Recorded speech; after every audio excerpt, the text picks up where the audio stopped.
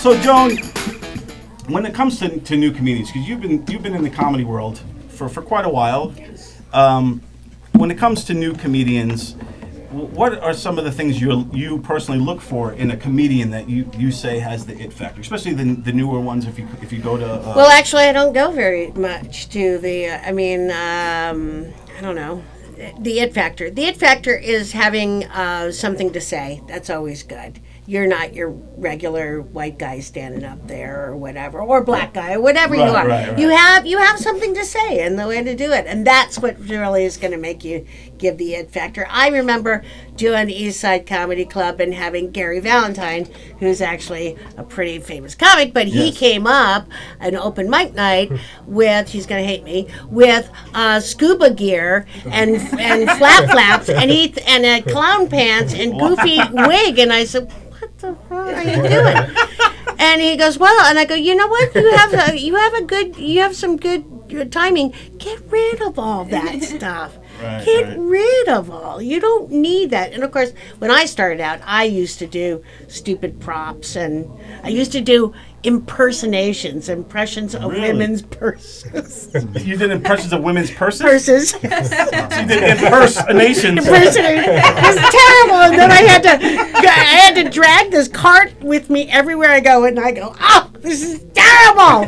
So I stopped doing that, and I give that advice to everybody. You have a point of view. That's the good. And with the it factor, though, do you think the it factor could be taught or learned, or is it something that you either have it or you don't have it, or can it be obtained? Joey?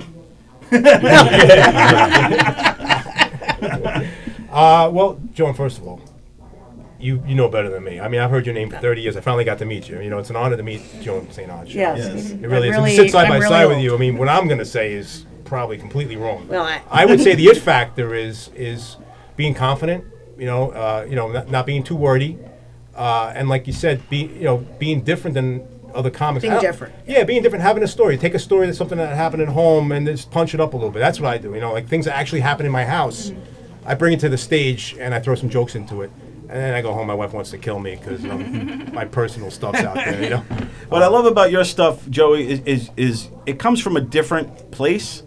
Like, he has a joke, Joan and everyone, where he says, oh, it was garbage day the other day, so I went outside and I found myself a new couch. Right. So right there, it's a different take on exactly. Right, which I love it. And then he says, I brought the couch in, and then a mouse came out of it. But my kids loved it, so we kept the mouse.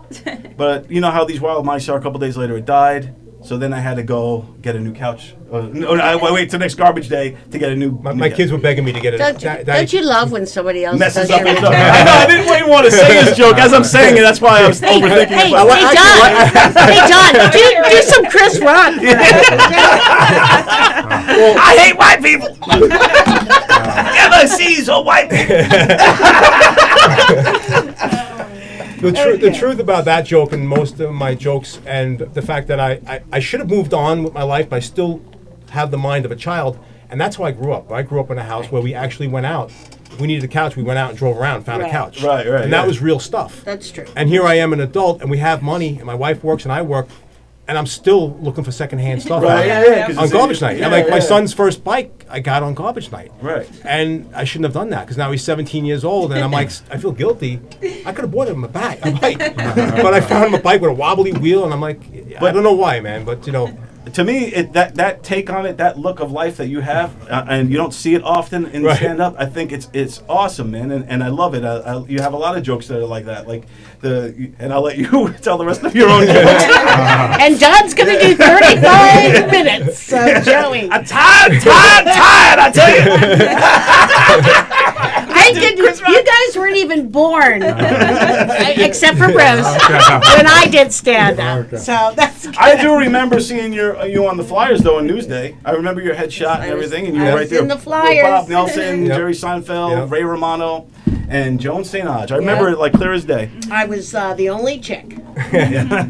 When Rosie O'Donnell left, I was the only girl. Yeah. Even then, even when she was around, you still kind of were the only girl.